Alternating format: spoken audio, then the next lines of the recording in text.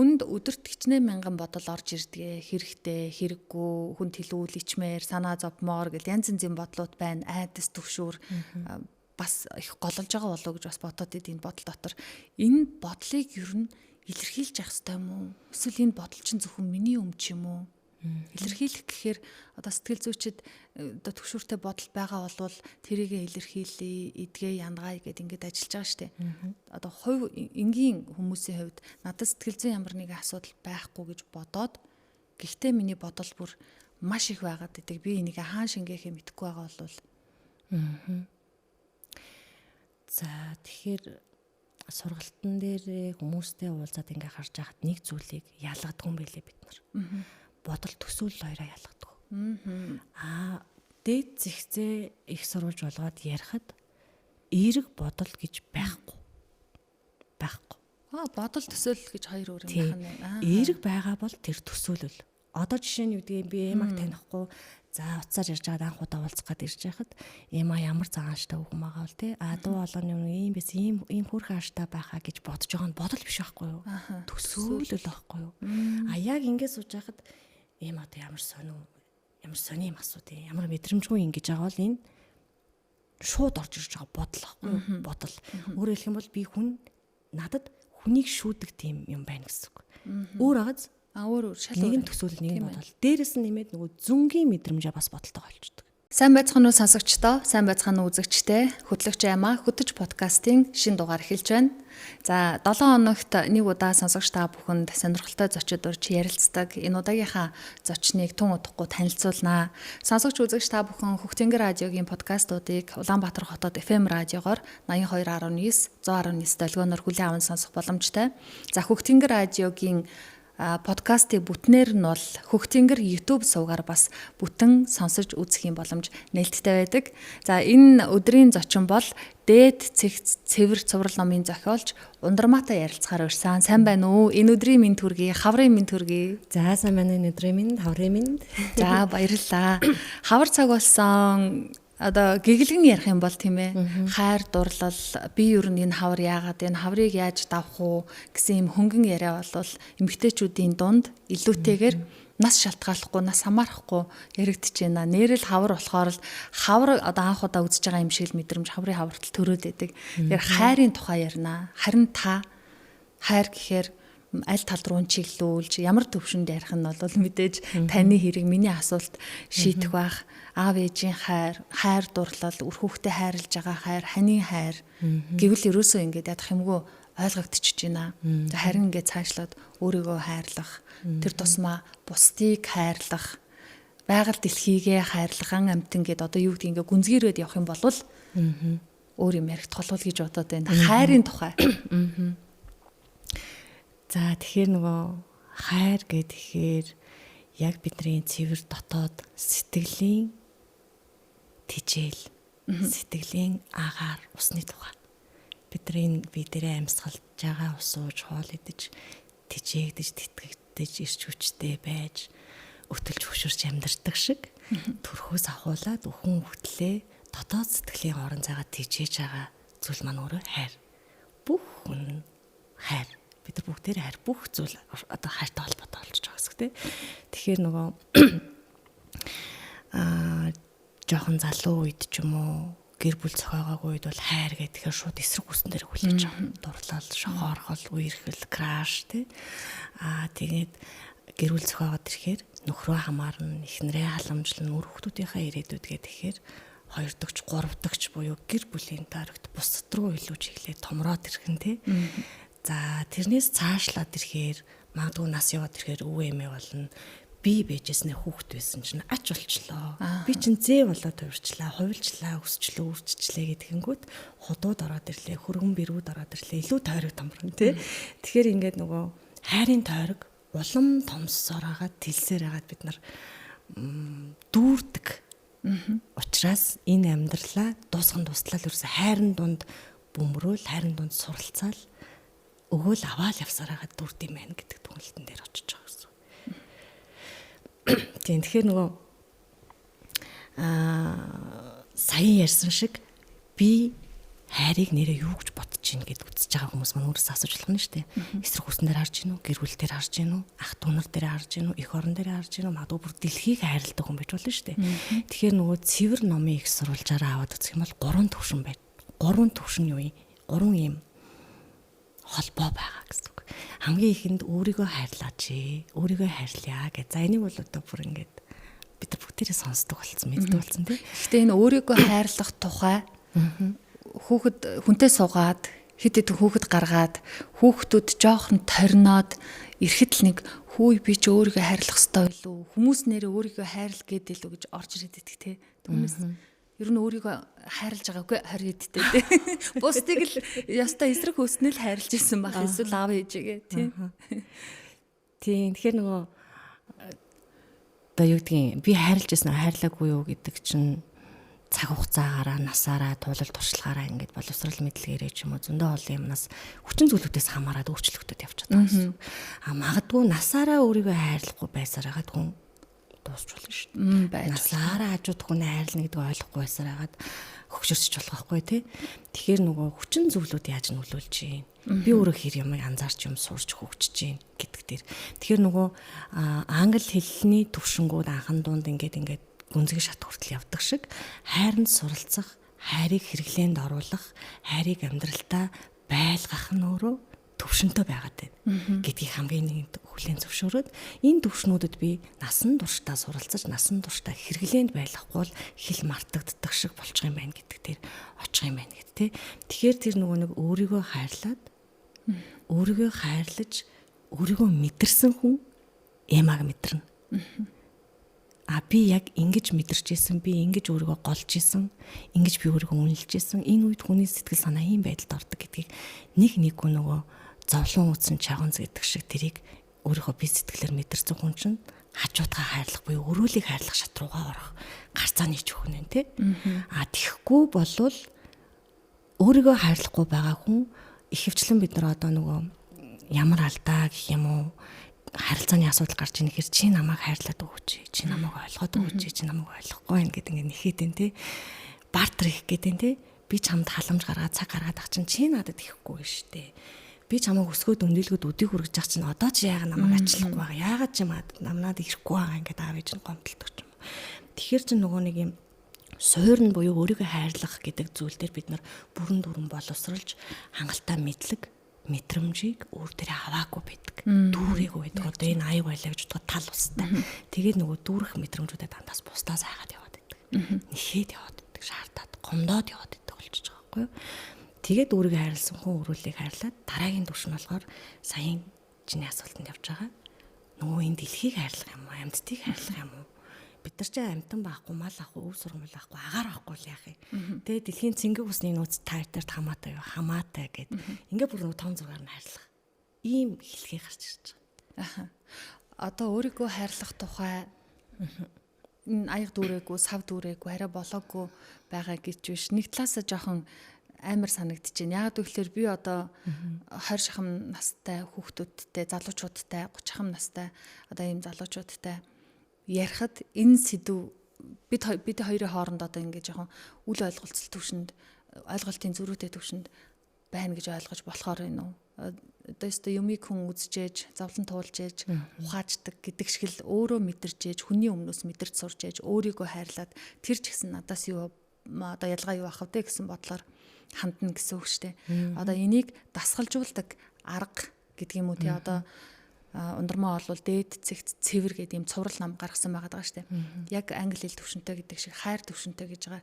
Эхний төвшнөөсөө эхлээд магадгүй тэр 20 эдтэй хүүхдийг дасгалжуулах боломж байгаа лу.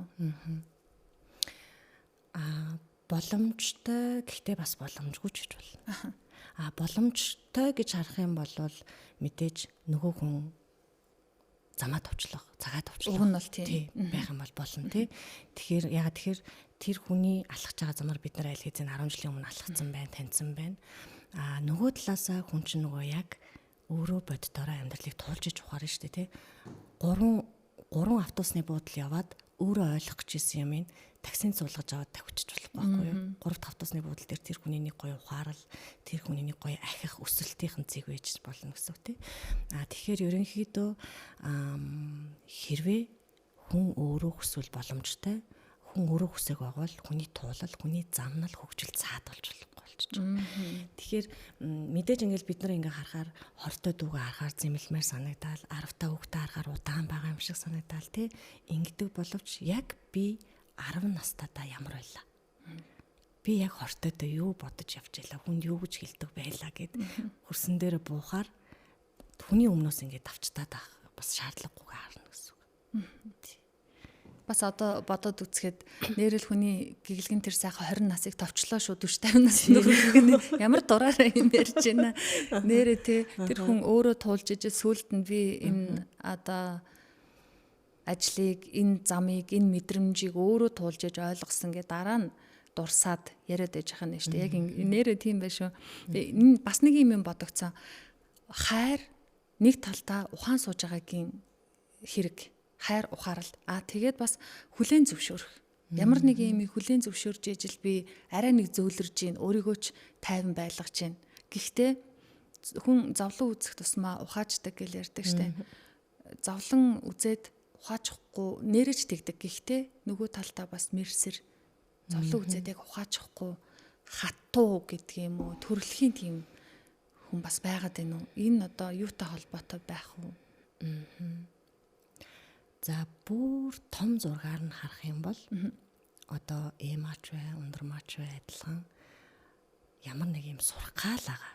Энэ амьдрал дээр өчигдөр сураагүй юм а одоо ярьж байхдаа ойлоо сурчин, маргааш номноос уншаа сурчин.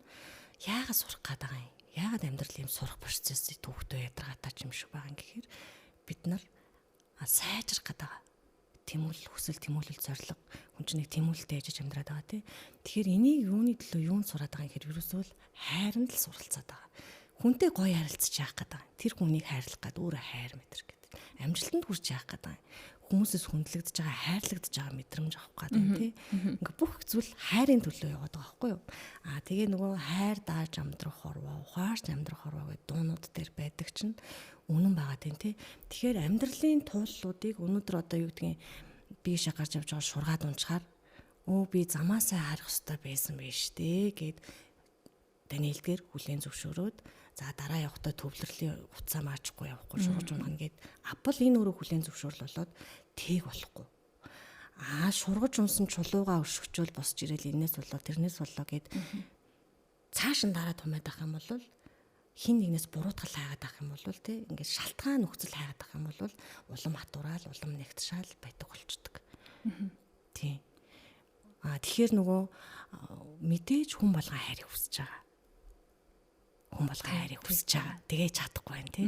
Хайрлагдаж чадахгүй, хайрлаж чадахгүй. Эргээд энэ юун дээр орж ийн гэхээр бидний нөгөө дотоод сэтгэл зүйрүүл ороод ирж байгаа. Миний сэтгэлд юу байгаа болохоро би хүнийг хайрлаж чадахгүй байгаа юм бэ? Хайрлагдаж чадахгүй байгаа юм бэ? Гэдэг юм руугаа орно гэсэн үг. Одоо тэгэл хүн болгон өөрөө одоо муугаар жоохон инүүхэндээ бодоход өөрөө 50 байхын тулд ямар нэг юм хүлээн зөвшөөрье дөө эсэргүүцээд авах тусам миний санснаар угаасаа болдоггүй хин нэгнийг өөрчлөхгүйд нэмэргүй гэд бодоол би ч гэсэн өөрийгөө хэрэндээ л дасгалжуулаад байгаа юм. Тэгэнгუთ нөгөө төрөн бүдэрдэг гэдэг шиг бүдрэх юм өстой хаа мандахгүй их байна. Тэгэл байж тал нэг өгүүлбэр уншигтана би яг нэг юм өгүүлбэр саяхан уншиж байсан. Хэрвээ та чоннуудын дунд амьдрдаг бол хоньны хэлээр ярьж болохгүй ч гэлээ юу ч хэлээд ямар ч нэг хонь чон хоёрын тухай. Тэгэхэр чин энүүхүү өгүүлбэрт би үгүй юу илээ би л нэрээ бусдыг ойлгочихъя би л энэ зөөлөн байх хэвээр нэрэл би ийм байдалд орсон бол ямар байх вэ гээл ихэнх хүмүүсийн өмнө бууж өгөөд за болидо би л үгээ татчихъя за болидо би л ингээ холдчихъя гэд байх тусам нөгөө талд хичээхгүй байхаар энэ хоёрын хооронд ямар болох вэ би одоо энүүхэндээ тэ хүнийг хайрлая, бусдыг хайрлая, би хайрлах ёстой шүү гэд яваад хахаар яг одоо бодит нийгэмд бол нэг тийм жоохон зөрчилдөд байгаа юм. Яг тэгэхээр нөгөө энийг хэлсэн байгаа штэ зүйлэн натуугаа гэд. Зүйлэн натуугаа гэд. Тэгэхээр юу гэдгийг эма зүйлэн байснараа эматай хамт амьдарч байгаа, эматай хамт ажиллаж байгаа 10 хүний өөрсдөх сэтгэл нь зүйлэн байвал энэ эмагийн хүн болж төрсний энэ хайранд суралцаж амьдарч байгаагийн хэрэг гарч байгаа. Өө та 9-10 намайг хайрлахгүй бол би ч гэсэн адилхан чун шиг архирал би ч гэсэн чадна шүү дээ. Бид нар чадах юм чи. Гэх юм бол тэнд байсан 10 хүний одоо дотоод сэтгэл зүйд нэг жижигхэн лааны дүл дагаад унтрах нь шүү дээ. Тэгэхээр нөгөө нийгэм гэдэг дагаа зүйл нь бид нар анханасаа одоо хайр буюу энэ насан туршийн боловсрал гэдэг зүйл байна гэж үзэх юм бол хөвлөд байхаасаа эхлээд сурах ёстой сургалт бүх юмнуудаа бид нар ингээ хаацсан мэдэхгүй байгаа учраас зөндөө олон гажуудлууд үүссэн. Тэгэхээр ийм том хан хэрмийг жижигхэн жото алах барьчаад нураа нэгэ зогсож байгаатай адилхан мэдрэмжинд тулдаг. Бууж өгмөр санагдаг, шантардаг. Би ч гэсэн адилхан баймаар байна. Тэ машин унаад явтаа сигналтмаар байна. Би ч гэсэн стрессмээр байна. Гэхдээ энэ шийдэл мөн үг гэвэл юусоо биш. Биш. Тийм учраас яг нь зүйл нь хатуугаа учраас хизээ нэгэн цагт хэрвээ энэ миний хүмүүсийг зөвлөлөөд бууж өгөөд хүлээгээд хүлэн зөвшөөрөөд нэг харахаар нэг хүлцэнгүү номооч юм шиг тэнийг ч юм шиг энэ үйлдэл надад өөрт тухтай байгаа бол тэрүүгээрээ урсгаал байж хахад аянда дараагийн 10 хүндээ гэрлийг асаах дотоод итгэл үнэмшлийн өгөх төр боломж нэгтгэж гэсэн үг. Ундрмаа одоо цуврал номоо бичээд за бас сургалтуудыг явуулдаг, өсгөчүүдтэй ярилцдаг, дотрыг уудалдаг, чиглүүлдэг. Одоо энгийнээр ярихад тийм ээ. Тэгээ саяхан хоёулаа нэг холбоо бариад ярилцчихсэн чинь за нэг хэсэг би чив чимээгүй зүгээр л оршлоо. Дотоодоос өөрчлөх юм, өөртөө ярилцах юм, яасан мунтахгүй их юм бэ гэсэн чинь би бас дөнгөж Ундрмаагийн хажууд бол за нэг ингээд хичээч хинсэн болохгүй байна. Яадгийн бэлээ гэл яг ингээд эхэлж байгаа л хүн штэ. Хөө энэ хүн одоо үдэд болоогүй төр завсралга аваад дотоодтойгоо ажил дуусаагүй байна. Хэрэг надад одоо найдвар байна уу гэсэн бодол төрсөн. Тэгээ сая яг юун дээр завсралга авсан бэ? Ямар бодол төрөөд хэсэг чимээгүй байгаад өөртөө ярилцах хэрэг гарав. За энэ дээр ялгаагүй нөгөө хайрлах буюу өөрийгөө хайрлах хайраа би мартцсан байсан. Өөрийгөө хайрлаа сурчлаа гэд бодож идэл сураагүй байсан. Тэгээд энд юу орж ирдэг вэхээр хүчлийн асуудлууд орж ирдэг. Хүчилж ажиллаа хийх, хүчилж төлөвлөгөө гаргах, би тэгэх ёстой, ингэх ёстой, одоо тэг чинь ингэ чинь гэдэг тийм байдлаар илүү нөгөө тархи руугаа ороод байна Одоо юу гэдгийг логик дээр илүү буугаад ирэхээр дотоод юм маань ингэ чангараад эсэргүүцэл илэрхийлж байгаа байхгүй чадахгүй би гэдэг шиг юмд очихоор ингээ уналтанд орчдөг. Тэгээ эргээд ухаад явхаар чинь яах вэ гэхээр би хит их хүчлээд исэн байна. Би өөрийгөө сонсохгүй байсан юм шүү дээ. Зүгээр чихвч хичээд дээгүүр хараад ингээл урагшаа гэдэл дээрээд исэн байна гэдэг дээр очиж байгаа байхгүй. Тэгэхээр нөгөө бид нар өөрийгөө хайрлаж мэдэхгүй байгаа. Тэгээд юу гэдгийг өнөөдөр ABC гэд уншаа сурцсан нь 20 жилийн дараа ABC гэд хэлж явах баталгаа биш. Тэрийг хэрэглэхгүй л бол зэвэрчин, гიშгэгдчин, хагарчин, бутарчин гэдгийг дахиад өөр дээрээ сануулж байгаа. Тэгэхээр нөгөө нэг юм хайр гэдэг ойлголтыг ахаад дараагийн түвшинд цэгцлэх, дараагийн түвшинд өөр дээрээ оруулж ирэх юм сургалт болж байгаа гэсэн үг тийм. Өөрийнхөө сурсан юмыг хүмүүст хэлж өгөх шаардлагатай учраас. Тийм процесс болж байгаа. Яг нэлийн гүний түвшний сургалт болсон л доо. Хүүхнүүд эмэгтэйчүүд ярьж хахад хүчлэх гэсэн чинь бүр яг л тайлбарлалтгүйгээр бууж ирж байна. Энийг би хийх ёстой. Яг зүгээр хариуцлага бодогддог. Би тийх ёстой. Тэгэхгүй бол болохгүй. Дотор гэтэл өөр хүн өөр юм ашиглаад байдаг. Одоо болчих наадах чинь арай биш гэдэг. Энэний яаж яг ажиллах вэ? Нэг ихний алхмуудыг хэлж өгч одоо их хүчилж байгаа их олон хүн байгаа. Би ч өөрийгөө хайрлах ёстой доо гэж бодоод алхам хийж чадахгүй. Энэ хооронд 20 жил би өөрийгөө хайцсан бол одоо 2 жилийн дотор эргээд өөрийгөө хайрладаг болох боломж байгаа олооч гэдэг юм уу эмэгтэйчүүд яг ингэж бодож. Хүчлэх гэдэг энэ өөрийгөө одоо хүчрхийлэх сэтгэл зүйн хувьд үгээрээ, бодлоороо, үйлдэлээрээ бид нар хүчрхийлж байгаа тийм.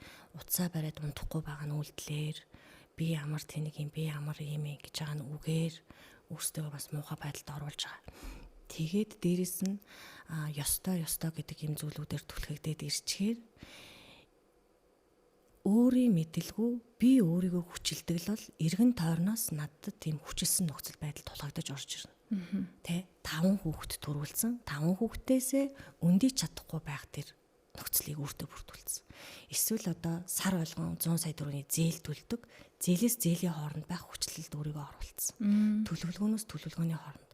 Тэгэхээр энэ нөгөө том асуудал бидний амьдрал дээр гарч ирээд ингээд даахгүй ачаа үрээд яваад байгаа юм шиг зүйлээ жаахан тайвширч агаад жаахан анзаараад нөгөө нэг дуран байдаг штэ.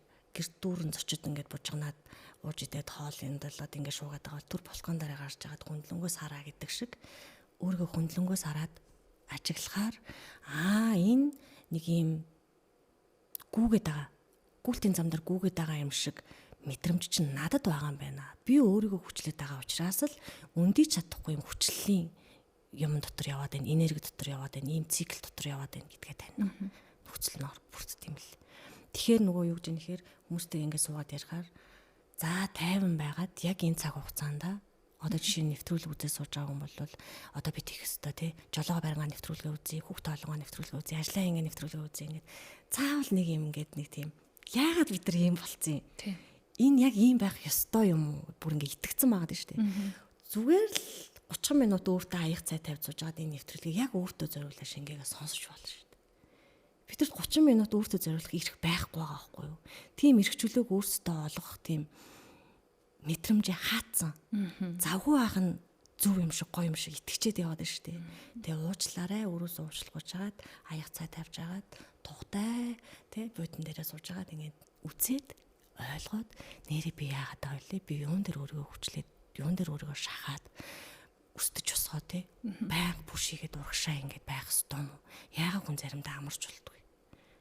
Яагаад 7 хоногтны өдөр амраад өөрөө тухай бодож болдгоо? Гэхээр тэндээс хариултууд нь аяндаа хүн хариулт өөрөө мэдчихэдэг. Сонсоод штэ тий биш байна да болохгүй байна да гэж сонсоод идэг зүгээр л тэрэндээ эрхчлөө эрх мэдл олгодог зүгээр тарчдаг наанаас. Тэр жоохон боломжийг л олох юм бол хариулт өөрөө тийм биш тэгэл цаашаа явчихна гэсэн. Өөрийгөө хайрлыг гэж бажитал гимшиг мэдрэмж гэж нэг айхтар том юм гараад ирнэ. Энэ их хөвчлэн ээж хүний хувьд эмэгтэй хүмүүсийн хувьд л тохиолддог байх. Нэг айтаахан сайхан хувц сунраа аваад өмсчих ихээр уг нь охиндоо аваад өгсөн байсан болвол гэж бодоол. Нэг эртэшээ яваад ингэчихэд нэг юм яачих ихээр л хамт байсан бол гэж бодоол. Тэгээ ерөөс ингэдэг өөрөө цаг зарцуулж юм зарцуулж чадахгүй болцсон байгаад байдаг. Энэ гимшиг мэдрэмж юу н уг нь бол энэ чинь ингээ зөөлөн байгаагийн илрэл биш үү? Ихтүүл яах вэ? Бүр байхгүй болвол яах вэ? Яг хэд хэдэн асуудал байж болно. За одоо ийм нэг охин үлдээгээд нэг охин аваад гадагшаа явсан чинь үлдэж байгаа охиндоо гимшээд байна те санаа зовоод байгаа нэртэй боловч цаагаар өөрийгөө жоохон шийтгээд байна. За тэгвэл үлдэж байгаа охины оронд эма байсан бол явж байгаа охины оронд эма байсан бол яах вэ? Охинд нь аль нь таатаа байх вэ? Дагуулад явсан охинд нь ээж нь тэр цаг хугацаанд байгаад өөрийгөө амраагаад цэнэглээд дараагийнхаа ажилд өөрийгөө бэлдээд аз жаргалтай байгаа нь охинд нь таатаа байх уу? Эсвэл дүү гэж үлдээч идэрсэн шүү хойлоо яана. Хаппи байж болохгүй шүү гэдэг л охинд нь таатаа ах уу те? Үлдэж байгаа охинд ч гэсэн адилхан тэр байр сууриас харахаар аль нь яг охтуудад нь таатаа юм бэ? Гимшээд байгаа нь охтуудад нь таалагддаг юм гэхээр үгүй шүү дээ тий.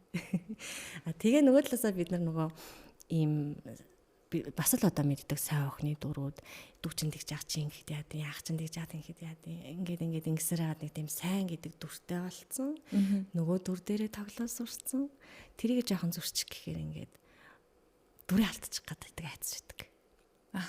Тэгээд нөгөө юм хит их хүнийг аврах гадаага хамгаалах гадаага хайрлах гадаага өрөвдөөл иви гэдэг байгаа нь яг үндэ би сайн хүн шүү гэдэг мэдрэмжийг өөртөө авах нэг арга нь болцсон бичдэг. Нөгөө хавар болохоор тусал хэлгээс сэргээд байна те яг тэрэн шиг бусад хүмүүсээр дамжуулж өөрийнхөө мэдрэмжийг цэнгэлж идэг тийм одоо сөрөг зуршлууд бас бидэрт бий болцсон байт юм л. Одоо энэ 30 40 50 жилийн амьдралд чинь юу өсийг туулах уу тэрийгэ даван туулах мэдлэг боловсрал нь байхгүй учраас ямар орлуулж ирэн те айгаа таав учраас би зоригтой байх ёстой гэдэг эгоогоор өөрийгөө өрдөж ирнэ тэр нөгөө аягаа дүүргэж ирнэ тэгэхээр энэ юмнууд чинь нөгөө байж л байгаа хүн болгонд бүх хүнд байгаа гэсэн. Тэгээ нөгөө талаас энэ чинь өөрийгөө ядрааж байгаа хүчээр хийж байгаа хэрэг болол ерөөс ингэ тойргосоо гарч чадахгүй л болчихж байгаа гэсэн үг үстэй. Тийм, тойргосоо гарч чадахгүй болчихж байгаа гэсэн. Цэгцийн тухай яриад байдаг. Одоо энийг ч цэгцлэх ёстой юм байна, тэрийг ч цэгцлэх ёстой юм байна. Хүн болгон өөртөө амьдралаасаа үдээд бодол болвол одоо ингэ явж өгнө. Тэгэхээр хитрхи ингээд бодоод байхаар хитрхи олон юм зэгцлээ нэг талд нь гаргачих гэдгээр бүр ингээд шийдвэр гаргаж чадахгүй аль нь чухал вэ гэдгийг эренб дараагаа гаргаж чадахгүй нөхцөл байдалд орох үе энэ зэгцийг яаж ингэж ангилах вэ? Энэ нэгдүгээрт байх хэвээр, энэ ингээд байх хэвээр. Ажлыг бол одоо яг мэдээж бидний хувьд бол эфирт тулцсан бол энэ ажлаа төрүүлж хийгээд би цагтаа хамжуулаад ажлаа хийх ёстой гэдгийг нь ойлгоч чинь бодол доторх зэгцэл ахуй амьдралын зэгцэлгээ өөр ирэмбтэй байх хэрэгтэй хаа. Яг бол яг хүмүүс энэ дэр жоохон айцтай орж ирдэг. Бүх юм ингээл төгс ойлгаал тий. Энэ кармарга гараа явуулаад төлхөөр зүүн карман дуцсан ингээ бүх юм тов тодорхой нөгөө төгс төгөлдрийн синдром руу орох юм шүү гэдэг зүйл байдаг. Эсвэргээрээ энэ маш амархан зүйл. Эргээд маш их тайвшрал өгдөг. Учираас нэг ингээд амтанд нь орсон туршсан хүмүүс хийгээд яваад идэх гэсэн. Тэгэхээр энэ нөгөө нэг одоо ингээд сууж байгаа нь би өөрийгөө цэгцлээд сууж байгаа юу гэвэл тийм бас үгүй. Өөрөөр хэлэх юм бол нөгөө цэгц гэдэг зүйл нь ерөөсөө жохон анзаарахтаа л байж байгаа. Одоо яг ингээ яриа сууж байхдаа миний амьсгал жигд байна уу? Тэрийг анзаараад. Тухтай байна уу? Би үнэн ярьж гин үү анзаараад. Усуумар санагдаж гин үү анзаараад. Тэр нөгөө мэдрэмжүүдээ ингээл урсгаал анзаараад өнгөрөөгд байхад дараагийн удаа чи ямар тэнэг юм бэ гэж хэлж байгаа тэ үсгэн дээр ирээд өөрийгөө анзаарчдаг. Тэгээд болчихно гэсэн. За үнэхээр мянган удаа хүнийг тэнэг гэж хэлээд байвал би энэ тэнэг гэдэг үгийг хинээс сурцсан ингээд оронгууд хин нэгэн хүн намайг багаас маань хэлээд өсгсөн байж болно. Ийм биш тэгэл анзаараад тэгэнгүүт тэр үг ахиж хэлэхдээ болчдөг ч юм уу. Юу ч юм тоглоом тоглож байгаа юм шиг процесс байдаг. Тий. Бодолч гэсэн адилхан. Бодлоо бид нар цэгцэлсэн цэгцлээгүй 70 мянган бодолд нухуулж байгаа шүү дээ өдөр тутамдаа. Одоо ингээл яриа сууж яхад ингээл бараг секунд тутамд нэг бодол орж гараал тий. Тэгэхээр энэ нөгөө бодлыг бид нар одоо хувиргаж ажиллаж байгаа. Тэ одоо хүүхд манд хичүүл яана гэж бодонгууд араас нь гүү гэдэг ингээд сайн болгож бодож байгаа. Янз бүрээр ажиллаж байгаа. Эерэг байх гал ингээд. Гэтэл бодлын үндсэн зохицолтолгоо нь бодол байх ёстой болоод байж байгаа. Бид нар амьсгалах хэрэгтэй учраас агаар байгаа шиг бид нар өөрийгөө таньж суралцахад хамгийн шаардлагатай хамгийн хэрэгтэй зүйл чинь бодол байгаад байна. Тийм учраас бодол сөрөг давтамжтай байгаад байна. Давтаж бодогддог байгаад байна тий. Тэгэхээр нөгөө нэг юм түрүүн ярьсан одоо насан туршдаа ямар нэг зүйлийг өөрийгөө ойлгох тухай ойлгохгүй явсараа дуусчул яах юм. За жишээ нь гомдолтой хүн байлаа гэж үү. Өнөөдөр одоо ажилтаа гомдолдог. Өстө ямар их ажилтаа ямар ядраатай тий. Гараад явна ямар ядраатай төгжрэлтэй. Гэртээ очиод нөхөртөө гомдлно. Чи насаараа намайг тэгсэн манай хадмууд тэгдэггүй бүх юмд гомдолдог. За тэгвэл тэр гомдлын мэдрэмж дотроо нөгөө энэ эргээд байгаа тойрог дотроо гарч чадахгүй тэрийг харж анзаарч чадахгүй байгаа хүн чинь бүх юмыг гомдол болгож хараад бодол нь дандаа гомдлын сэдэлтэй бодол орж ирдэг. Хажуугаар нэг хүн хальт шүрэхэд л тэрэнд гомдол намайг дээрлэгч юм гэж бодох жишээ нь ч юм уу. Асуудлуудаа ингээд бид нар хөндрүүл явчихдаг юм л. Яг тэгэндээ. Тий. Тэр хүнийг хажуугаас нь харж хахад би ч гэсэн миний сэтгэл санаа ямар байгаагаа шалтгаалаад тэр өдөрт сонсож байгаа дуу хүртэл өөрчлөгдчихдөг юм чинь тийм ээ. Бодол бол одоо ерөөс ингэ хөврөөл явж гэнэ. Тий. Тэгэхээр нэг гоё зүйл нь юу байдгүй гэхээр би ухаантай биш гэд итгэцэн байгаа нь үнэн биш байхгүй юу? Эма ухаантай биш гэд итгэцэн байгаа нь үнэн биш. Тэрийг зүгээр итгүүлсэн нэг жижигхэн үйл явдал юм уу нэг хүн л байгаа. Тэрийг анзаараад гэл хүлэн зөвшөөрчөд тэр бодол дахиж орж ирдэггүй. Үнэ бол. Тий, хамгийн гоё нь. Тэгээ тэрийг олно гэдэг хэцүү. Олсныхаа дараа бас хүлэн зөвшөөрнө гэдэг бүх ажил тий. Хоёулаа яг тэрийг олоод тэрийг хүлэн зөвшөөрөөд гэл 2 секундын дотор уг нь яриагаар бол асуудлыг ингээд маш амархан шийдчих гээд байдаг. Энэ дотор их ажил болох нэ. Тийм тэгэхээр нөгөө сурах процесс ялцчгүй нөгөө түг так гээл үсгэлж байгаа л сүлдээ бид нар дуржгналаад уншдаг шиг эхлээд магадгүй өөрийнхөө нэг юм зүйлийг анзаараад ажиллахад нэг өдөр болж болно 7 хоног болж болно сүлдээ тэгээд эн чинь 5 минутын дотор л байх процесс болж болно. Тэгэл цэгцэрнэ гээл ингээл байнга нэг юм бясалгал ингээд суугаад байх гэсэн биш болчихно. Сая гинт санаанд ороод хүнд өдөрт 8,000 бодол орж ирдэг хэрэгтэй хэрэггүй хүн тэлүүл ичмээр санаа зовмоор гэл янз янзын бодлууд байна айдас төвшүүр бас их гололж байгаа болов уу гэж бас бодоод идэв энэ бодол дотор энэ бодлыг ер нь илэрхийлж явах хэрэгтэй юм уу? Эсвэл энэ бодол чинь зөвхөн миний юм ч юм уу? Илэрхийлэх гэхээр одоо сэтгэл зүйчид одоо төгшүүртэй бодол байгаа болвол тэрийгэ илэрхийлээ, эдгээ янгай гэд ингээд ажиллаж байгаа штэ. Одоо хувь энгийн хүмүүсийн хувьд надад сэтгэл зүйн ямар нэгэн асуудал байхгүй гэж бодоод гэхдээ миний бодол бүр маш их байгаад идэг. Би энийг хаан шингээхээ мэдэхгүй байгаа болвол. За тэгэхээр сургалтын дээр хүмүүстэй уулзаад ингээ харж байхад нэг зүйлийг ялгадаг юм байлээ бид нар. Бодол төсөөлөл хоёроо ялгадаг. Дээд зэгцээ их сурвалж болгоод ярихад эерэг бодол гэж байхгүй.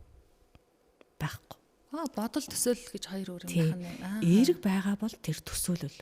Одоо жишээ нь юу гэдгийг би эмаг танихгүй за уцаар ирж байгаад анх удаа уулзах гээд ирж байхад эмаа ямар цагаанштай хүүхэн байгаа бол тий дуу болгоны юм биш ийм хөөрхөн ааштай байхаа гэж бодож байгаа нь бодол биш байхгүй юу? Төсөөлөл байхгүй юу? Яг ингэж сууж байхад ийм одоо ямар сони юм асуудیں۔ Ямар мэдрэмжгүй ингэж байгаа бол энэ шууд орж ирж байгаа бодол байхгүй юу? Бодол. Өөрөөр хэлэх юм бол би надад хүнийг шүүдэг тийм юм байна гэсэн үг. Өөр агаз өөр шал нэг нь төсөөлөл нэг нь бодол. Дээрээс нь нэмээд нөгөө зүнгийн мэдрэмжээ бас бодолтой болчдөг. Ялхаа байцсан мэт гэсэн. Тэгэхээр нөгөө аян дотор ус байна уу, жуус байна уу, кола байна уу гэдгийг ялахгүйтай адилхан бодол гэдэг нь өөрөө цэвэр сүрэг давтамжтай судалгаагаар гарсан шүү дээ. 70,000 бодол 70-аас 80% хэмжлэн ингээд сүрэг байдаг. Хамгийн хачиргалтай нь тэр бодлоо бас 80-аас 90% давтамжтай боддог. Бид нар өөр юм боддог гэж боддог үгүй гэдэг. Нэг ямаа л тойруулаад насан туршдаа бодсон байдаг. Тэгэхээр эндээс гарчмаар санагдаж байгаа зү. Тийм байна. Гарч ил та ямар албатай юм гэдэг шиг тийм ээ. Тий. Тэгэхээр нөгөө нэг юм айдсын мэдрэмж, төсвөрийн мэдрэмжүүд байгаа нийтээрээ бид нар тийм байгаа. Ягаад тэгэхээр одоо амьдралын хэв маяг ийм байх хэвээр тийм байх хэвээр бүгдээрээ л төрөгдөлд орчоод байна л да. Тэгээд юу гэдгийг Улаанбаатар хот агаарын богсолтой гэдэгтэй адилхан нийтээрээ бид нар сэтгэл зүрхний хоосролтой байгаа шүү гэдгийг хүлээн зөвшөөрөх хэрэгтэй. Бид нар хайрын үйлсгэлэнд нэрвэгдсэн байгаа шүү. Гудмаар гараад явж байхад нэгнтэйгээ яаж харж чинь. Тэгээд шинийн нэгэн л сайхан ааштай бусад өдөр бид нар муухай ааштай байх хэрэгтэй юм шиг тий. Нэг тийм юм бэлэг тэмдгийн чанартай, мухар сүсгийн чанартай юм харилцаа хандлага. Гэтэл бидний амьдралын цаг хугацаа чинь хязгаартай шүү дээ. Өнөөдөр байгаа ч гэсэн маргааш байна, нөгөөдөр байна гэдэг баталгаа байхгүй шүү дээ. Хязгаарлагдмал цаг хугацаанд энэ гоё юмыг сурч нэгэнд өгч авах гэж ирчээд яагаад ингэ тийм сонин чичирч амьдраад байгаа юм бэ? Хүчилж амьдраад байгаа юм бэ гэдэг энэ мэдрэмж төр орохоор хүн өөрөө ирэхгүй цэгцэрмээр санагддаг. Энэ мэдрэмжийг олон дахин мэдэрсэн хүн цэгцрийг шийтсэн байдаг. Бэлэн болцсон байдаг. Тэгээл өөрийгөө анзаар явждаг гэсэн. Хэлүүлж ижил нэрээ тийм байна. Бодол төсөөлөл хоёр чинь тис өөр юм байна. Алийг бодоод алийг төсөөлөд байгаа ингээд нэр яг яриад ирсэн чи ойлгож чинь. Тэгээ шиний нэгэн гэсэн хөрхөө хөгжилтэй яг л тэгж бодогддаг. Би тэгж бодчихжээ. Шиний нэгний өдөр одоо муухай жишээлтэй зам дээр явж байгаад ямар нэг хоёр машин шүргэлтлээ гэж бодоход тэр хоёр уурлахгүй золгочоод явцгаач байх та гэсэн бодол нэрээ төржсэн шүү. Тэр хүн болгон сайхан ааштай ингээл машины цанхаар хөөхөд болохын инээц нэр яг тэгж боддог. Уг нь бол тийм бусад өдөр ч гэсэн юм байвал байхаар штэ. Гэтэл энэ биесто бэлэг тэмдгийн чанартай шалгалт өгч байгаа хүмүүс шиг л болчиход байна да тий. Ааха. Тэгэхээр нөгөө бид нар ч амьдралыг жаргалтай гэж харж гин үү? Зовлонтой гэж харж гин үү? Өтөр болгоныг өрсөлдөөн гэж харж гин үү? Нэг машины урд дуур орох гол игнээс олох гол. Би таас тэгж боддог байхгүй. Энэ машин дээр ингээд төгжрээ явж байгаа хүмүүс гинт машингүй болоод ингээд зэрэгсээ дараараасаа чагсаад алхаж ийн гэж бодъё л та. 3 игнээ замаар явган байсан ч гэсэн нэгнийхээ урд дуур дарих гал байгаа байхгүй юу? Би чиний урд орчидөх үү гэл ингээд те. Тэгэхээр энэ нөгөө өрсөлдөх, ялах, ямар нэг юмнаас хоцроод байгаа юм шиг би урагшлах хэвээр би тийх хэвээр гэдэг юмнууд ингээд бүр даяараа болцсон байгаа. Илэрхийл болж байгаа. Тэгээд одоо юу гэдгийг дотгошоогоо орж байгаа, энийг таньж байгаа хүмүүс нь цөөхөн байгаа. Гэтэ тэр хүмүүс өөртөө ажиллаад чимээгүй л готлоо явж идэг. Учираас нийгэм дээрээ бид нар ингээд өөрөө гадаг штэ. Тий. Харьцангуй хүлээн зөвшөөрөх тусмаа за ингээд орхих тусмаа өөр тамар байдаг юм байна гэдгийн зах цухаас нь мэдэрсэн байгаад ингээд үргэлжлүүлээд яриад байгаа гэж би бас өөрийгөө ойлгоод идэв. За ингээд тайван л бай да гэд. Гэтэл эн чинь бас хүн л юм чинь төвчээр алдуулаад ямар сайнд бол нэг хоёр өгүүлбэр дээр л эргэлзээ төрүүлнэ гэдэг чинь бас болоог байгаа байхгүй юу. Тэр энийг хүчлэхгүйгээр нэрэл угаасаа ийм байдгийг штэ гэд. Ямар ч үед барь залтахгүйгээр үнэнч байх одоо 50 байдалтай штэ хүлэн зөвшөөрсөн хайрандаа үнэнч байх юм 50 нөхцөл байдал хэдийн үед үүсдэг юм бол өөрийгөө хайрладаг хүнд ганцхан шалгуур байгаа. Юу гэж бодож байна? Ямар шалгуур байгаа вэ? Өөрийгөө хайрладаг хүнд одоо ястаа мэдэхгүй байна. Өөрийгөө хайрлна гэхээр одоо их олон талаас нь жарих хэрэгтэй юм шиг бодоод байна бас. Тийм тий. Гадаа дотоод ингээл одоо нөгөө body, soul, mind тий биднэрт бие байгаа, сэтгэл байгаа, оюун санаа байгаа. Бие бид нар хайрлах тухай ярина, сэтгэлээ хайрлах тухай ярина. Оюун санаагаа хамгаалах, бохирдуулахгүй байх тухай ярина гэдэг зөндөө олон юмнууд байгаа шүү дээ бид нар ч. Тэгэхээр нөгөө өөрийгөө хайрлаад ирэхээр хүн ганцхан шалгууртай болчдөг. Өөртөө тавьдаг.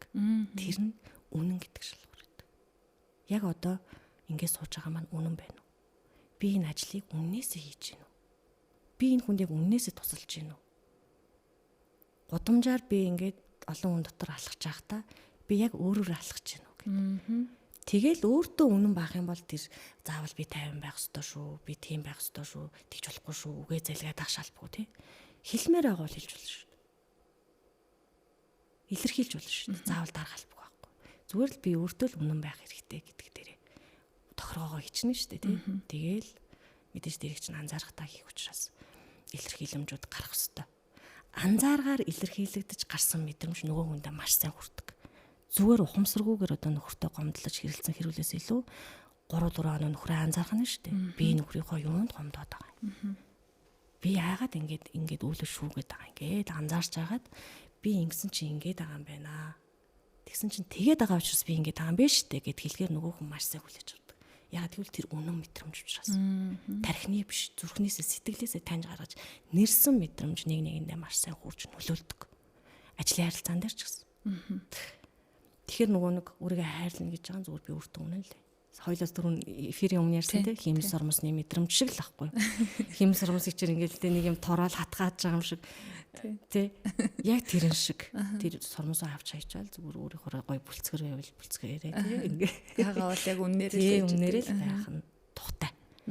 Тухтай байгаад байгаа. Тийм. Энгийн төвшөнд ярихад ч ихсэн одоо зүгээр үнэн ярьж ялаа гэхэд ямар нэгэн айдас байхгүй. Би тэр хүнд тгээ хэлсэн бол тэр үнэн байсан бол би дараагийн хүнд бас тэрийгэл ярина. Эсвэл тэр хүнд дахиад ярьснаа мартаад би шин сонирн болгоод ярих гэж энэ гэж бодоход бас тэрийгэл ярих нь штэ. Айдасгүй амьдрах нь нөгөө талаасаа тийм ээ.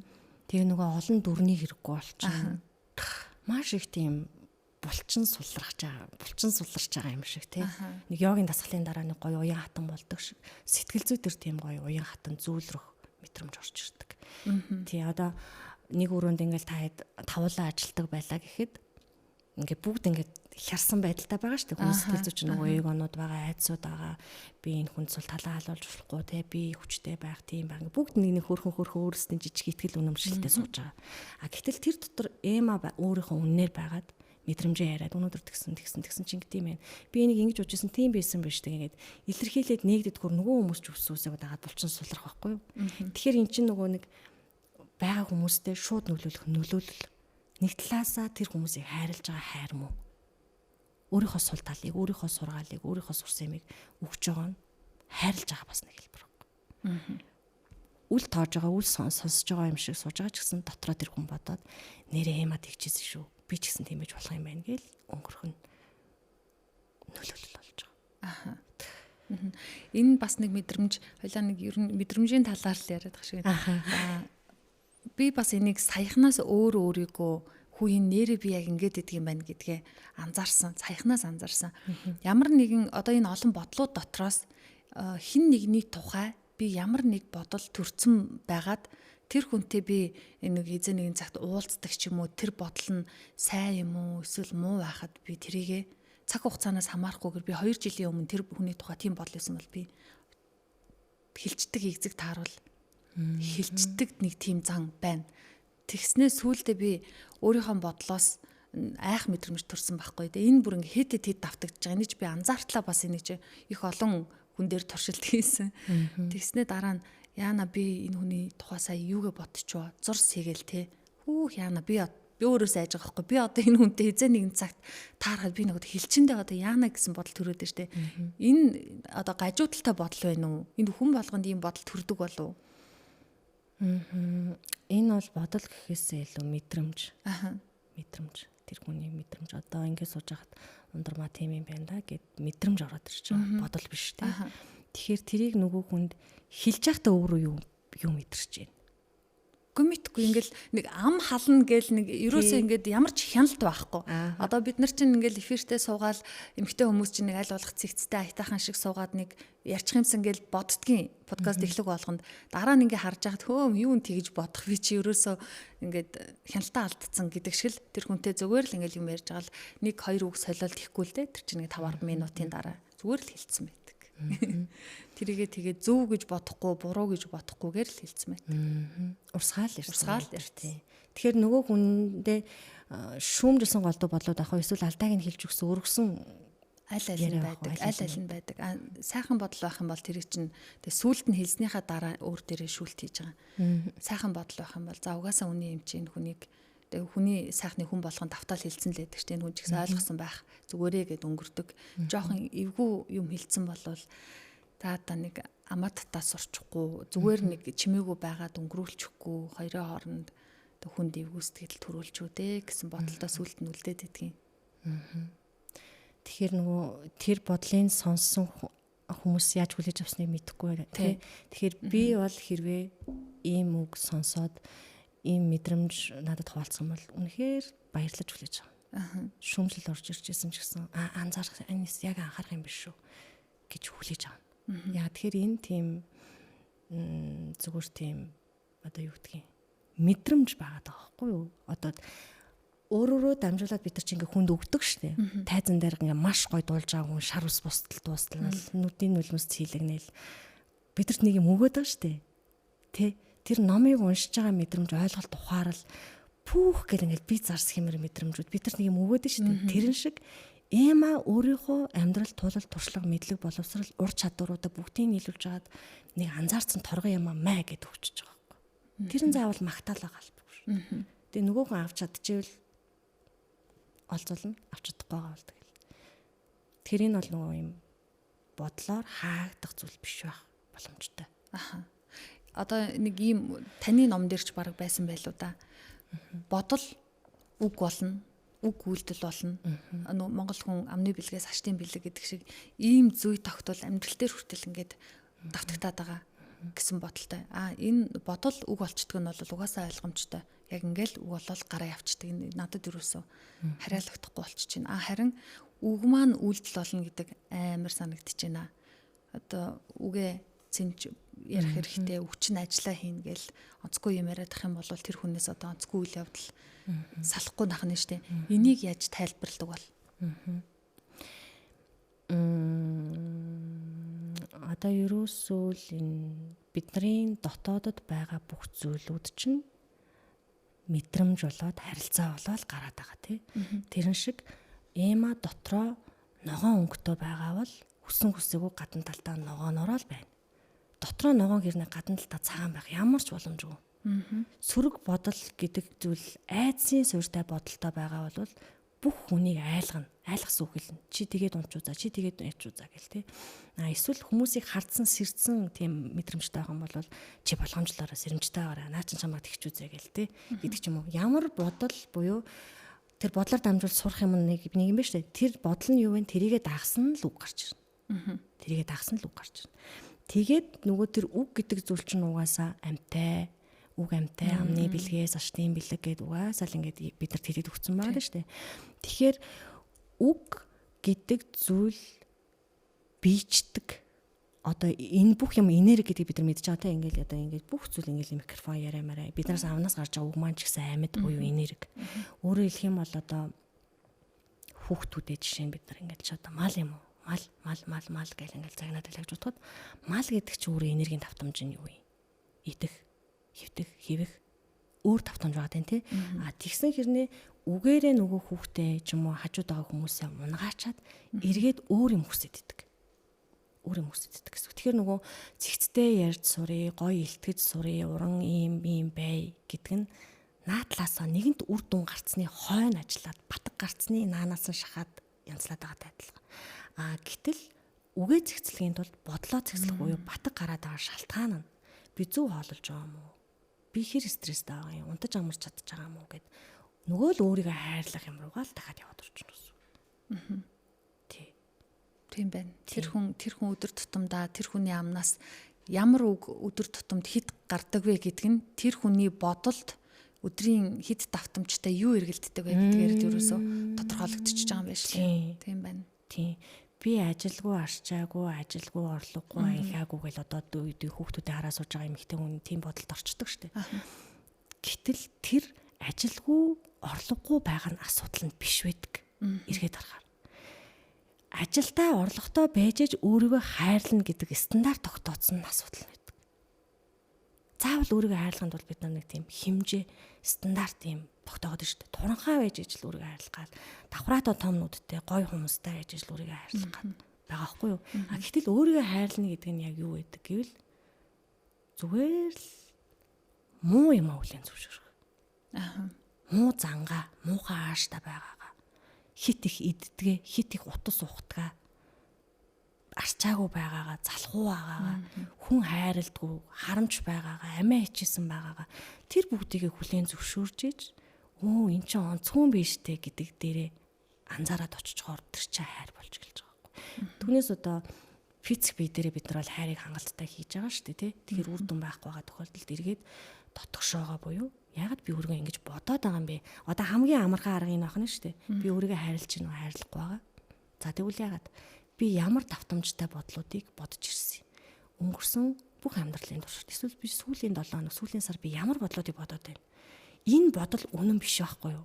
Тэр бодлын цаана чи өөрийгөө хайрлахгүй байгаа нэг шалтгааныг л сурах гэдэг. Тэр шалтгааныг олоо сурчих юм бол тэгээл өөрийгөө хайрлах нэг алхам нэгдчихдэг. Өөрийгөө хайрлах, өөрийгөө илэрхийлэх дотроо онгойлгохын одоо өөртөөгөө яриад, өөртөөгөө ажилдаад, муу бодлоо цэгцлээд, хэлж байгаа үгэндээ анхаарад хичээж явах. Эсвэл итгэл даасан найзтайгаа энэ эмгтээчүүд л бас л ийм зүрх сэтгэлийн яриаг хоорондоо ярьдаг штеп. Энэ найзтайгаа юу хамаагүй итгэж найдаад ярих нэг талаар энэ өөрийгөө эмчилж байгаа л гэсэн үг аль аль талдаа. Энэ хоёрын үр дүнг та юу гэж бодож байна? Одоо яг цэвэр бодол оюунтайгаа ажиллаж өөртөөгөө чимээгүй ингэж ажиллах. Эсвэл яг л нөгөө сэтгэл зүйчдийн зөвлөж байгаа шиг тий. Сэтгэл зүйчд биш. Зүгээр л өөрийнхөө найзтай ярилцаад ингэж онгойлгох хоёрын эсвэл ингэж гарч байгаа үр дүн хугацаа ч юм уу хадгалагдах хугацаа. Тийм одоо амьдрал дээр ингээл эмаа хин нэгэн хүний сэтгэл зүйч байж байгаа. Нэг найзынхаа сэтгэл зүйч нь коуч нь болсон тий. 25 та 2 эмэгтэй нэгнийхээ сэтгэл зүйч коуч болсон чи нөхрөөсөө салаач гэл сууж байгаа штэ бодит амьдрал дээр. Тэгэхээр энэ нөгөө таны ярих гад байгаа зүйлийг бид нар яагаад хүнд ярих гад байдаг гэхээр өөрөө ойлгохгүй байгаа юм аа. Ярьж явах явцдаа ойлгох гээд хүнд яриад идэв юм бэл. Тэгээд нөгөө ярьж явахдаа заримдаа ойлгочдөг штэ. Тэгэхээр нөгөө юм ярилцах хэрэгцээ шаардлага буюу ойлгох хэрэгтэй байгаа учраас л хүнд яриад идэг. Тэгэхээр нөгөө хүн нь таныг ойлгоод сонсоод ямар нэгэн шүүмжгүйгээр, шүүлтүүргүйгээр, буруу зөрүү чиглүүлэг юм тэг инг гэдэг юмгүйгээр сонсоод өгжөөл та аяндаа өөрөө ойлгочихно тий. Тэгээ үр дүн гарчихна. Харилцаан дээр, бодит байдал дээр таны нууцыг хадгалах, цааш нь дамжуулахгүй байх, эргээд таныг тэрүүгээр барьцаалахгүй байх энэ төр чинь барьцгүй штэ. Тэр талаа бодох юм бол ер нь нөгөө нэг юм нүцгэн үннээрээ гэдэг шиг өөртөөгөө яриад өөртөөгөө одоо ажиллах алалцах чинь хамгийн аюулгүй юу. Тэгтээ хамгийн амар үр дүнсэй дарга байдаг. Тэгээд нөгөө нэг юм жоохон галзуу сонсогдож магадгүй те өөртөөгөө яриад ингэ бичиж болно, дуу сонсоод бодож болно, бясалгаж болно. Маш олон аргууд байгаа. Зүгээр л ингээд хоёр хүний харилцаан дундаас өөрийгөө харж болно. Бидний сурах арга бол ингээд зөндөө олон байгаа шүү дээ. заавал сургалтын зугаа сертификат аваад курс төгсгөр сурдаг биш те. Амьдралаар, туршлагаар, анзааргаар бид нар сурч болно. Яг. За баярлалаа. Хавар цагт хүн болгоны сэтгэл за хүн болгоны ч гэж нэг айхтар бусад бүх хүмүүсийг хамруулад яг ер нь хүмүүсийн сэтгэл зүй тогтургүй эсвэл нэг зарим нь гэгээлгэн сайхан зарим нь яг гадаагаа мэддэхгүй нэг өөрчлөлт хиймээр ч юм шиг яг байгаадаа баймаар шигдэд баймаар ч юм шиг гэл ийм мэдрэмжүүд давхцаад байдаг штэ. Тэгэд яг энэ улирлыг ашиглаад ер нь би өөрийгөө яаж тайван байлгахын өөрийгөө яаж хайрлахын тухай тантай ярилцъя гэж бодсон. Тэгэд өмнө хоёлоо ярилцахдаа цэвэр номыг уншнаа гэд одоо хүртэл уншаагүй явж байгаа муу сурагч хурд чинь сууж гин. Тэгээ дараагийн удаа яг энэ цэвэр номыг уншаад өөрт төрсэн жинхэнэ бодол мэдрэмж төсөөлөл өөрөө эргээд тантай ярилцахыг хүсэж байна. Сая бол өөрийнхөө сонирхсан зүйлсийг асуугаал. Тэгээ ерөн сэтгэл санаа тайван байна гэдэг чинь бүх юмны суур үндэс байдаг. Миний гэр бүл иргэн тойрон бүх юмны суур байдаг болохоор л энэ сэдвэр яг энэ хаврыг тохиолдуулж тантай ярилцахыг хүссэн. Тэгээд нэг сайхан ийш тийш нь тойруулчуу хоёлаа чи хайр гэж эхлээл. Тэгээд өөр юм яриад дууслаа штэ. Тэгээ хайр чинь угаасаа нөгөө бүх юм байгаа хгүй. Бүх юм хайр. Бүх юмар одоо базаад хэлэхэд юу гэдгийг энэ аягтаа бас ч гэсэн бидний төлөө байж гин тий. Бүх юм ингээ бидний сайн сайхны төлөө энэ агаар усан бүх юм бидний. Яагаад хавар болохоор бид нар ингэж юм гэхээр бид нар өөрөө өөрсдөө маш том гэж бодоод шүү дээ. Одоо сая ингээл сартай холбоотой ингээл мэдээлүүд хэд оног шууглаа. Тэр сарны ертөнцөөс нааша дэлхийг харахад нэг хөөрхөн жижигхэн цэнхэрэ энэ дээр хідүүлээ төгжрээд энэ дээр хідүүлээ эготод байж гин гэд бодохоор ямар өчүүхэн юм бэ гэдэг ингээ пост яваад нэрээс тийм байгаа байхгүй юу. Тэ. Тэгэхээр нөгөө юм бид нар нэг талаасаа юм энэ дэлхийн жижигхэн хөөрхөн бүтээлүүд бүтээгдэхүүнүүд ахгүй. Хавар болж гин, дэлхий шинжлэгдэж гин, ургаж гин, соёолж гин, нахиалж гин тий.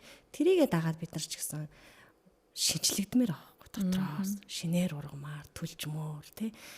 Тэр мэдрэмжэн дээр гой хөтлөгдөөд өөр дээр ажиллаад явхад маш их үр дүн гардаг. Өвөл бол бид нар нэг тийм хичээний байдалд орчдөг тий. Хавар бол яг ингээ өөрийгөө сонсоод өөртөө ажиллаад өөрийгөө шинжилээд өс толгоогоо янзлмаар байвал хүүхнүүд маань тэр жижигхэн өөрчлөлт хийчихэд л ингээ тэмүүлэл гэдэг зүйл чинь төрөөд урам нөгөө нэг энергийн давтамжаараа үзэх юм бол урам зориг гэдэг зүйл биднийг хамгийн сайн бүүсэлж хамгийн сайн хөдөлгөж өгч болж өгчдөг. Тэгэхээр тэр гой урам зоригоос сэргээх жижигхэн үйлдэл гэхэд хавартай хамт ургаад явах боломж биднэрт байгаа. За баярлалаа. Бид хоёрын подкастыг эхнээс нь дуустал сонссон эмэгтэйчүүд, бүсгүйчүүд бол одоо манай талынхан тийм ээ яг энэ хавар өөрөө юу илээ яах вүлээ одоо шинэ үлрэл эхэлж ийн урахгүй төлжхөө байгаадаа байх уу гэж бодож байгаа хүмүүс дуустал нь сонссон байхаа гэж найдаж байна. Баярлалаа Ондормаа. За баярлалаа, сайхан ярилцлаа. За сонсогчдоо, үзэгчдээ Хөгцөнгөр радио хөтөж подкаст хөтлөгч Аймаа шинэ дугаараа та бүхэнд хүрэхлээ. Дараагийн дугаараар шинэ зочинтой эргээд уулзъя. Та бүхэн Хөгцөнгөр радиогийн подкастуудыг Улаанбаатар хотод 82.9 119 долгионоор сонсоорой. Харин Хөгцөнгөр YouTube суугаар бүтнээр нь хүлээн авч сонсох боломжтой. Баярлалаа.